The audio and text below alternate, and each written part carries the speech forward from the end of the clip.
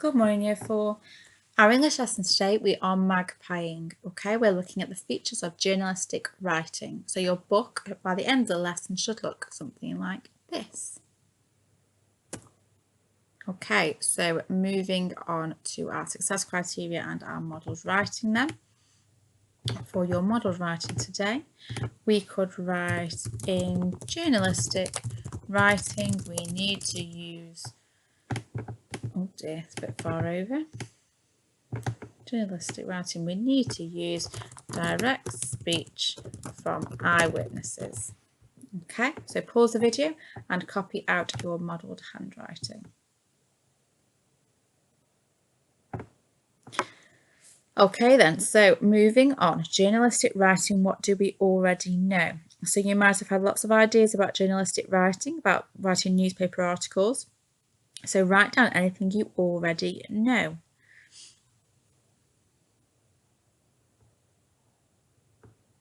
Okay, a newspaper report needs to be about an interesting event, present factual information, capture the reader's attention, and be succinct and to the point. So to summarise what has happened in a small way, it's not a really big story. Okay, it must have an interesting headline and subheading. It has an introductory paragraph with the 5 W's, captions and pictures, facts about the main events, writing in the third person and past tense, quotes with direct speech, and a conclusion that tells us what might happen next.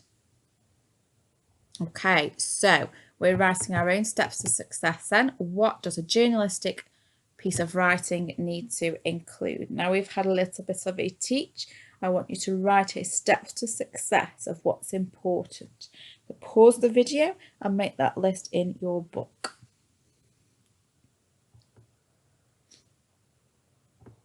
Okay, Year 4, hopefully you have thought about the past tense and third person, the headline, introduction with the 5 W's, main paragraphs in chronological order, quotes with direct speech, pictures and caption, conclusion, and fronted adverbials to move the story on.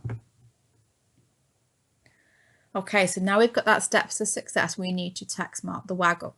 Now I'm aware that some of you haven't got a printer, but that's okay, because rather than you text marking the waggle, you could write down the examples of the techniques that have been used in your book. Okay, so for example, if you found a fronted adverbial such as last year, you could write the words last year out and say it is a fronted adverbial in your book.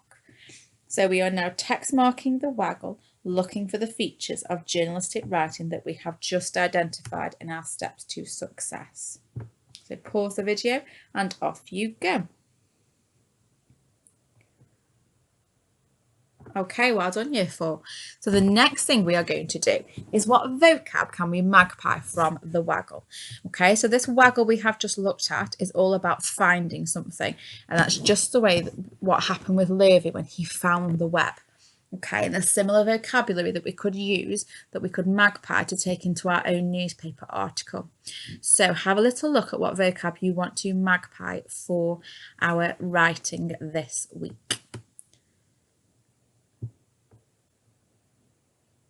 Okay, so some examples I found were noticed, reported, commented, incredible, recently, discovered, overreacting, unbelievable, and gripped. And to help you further, here are some more prompt mats giving you some more vocabulary that you could use in your sentences. Okay, so now that we've got lots of vocab, let's try and put these into sentences. So we are writing about Lurvy finding the web in Charlotte's Web. Okay, so we could say a small farm witnessed, because I've used the word witnessed from my prompt mat.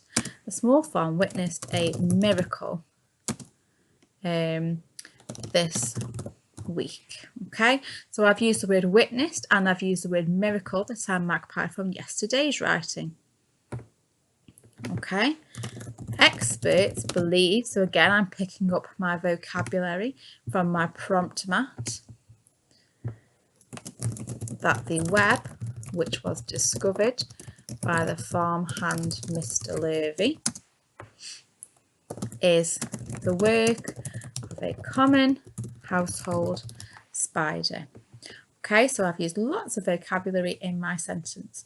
So see now if you can use some of your vocabulary in sentences that you might pop into your newspaper article. Okay, that is your last task today then, Year 4. Make sure you get this done and then send it through to your teacher.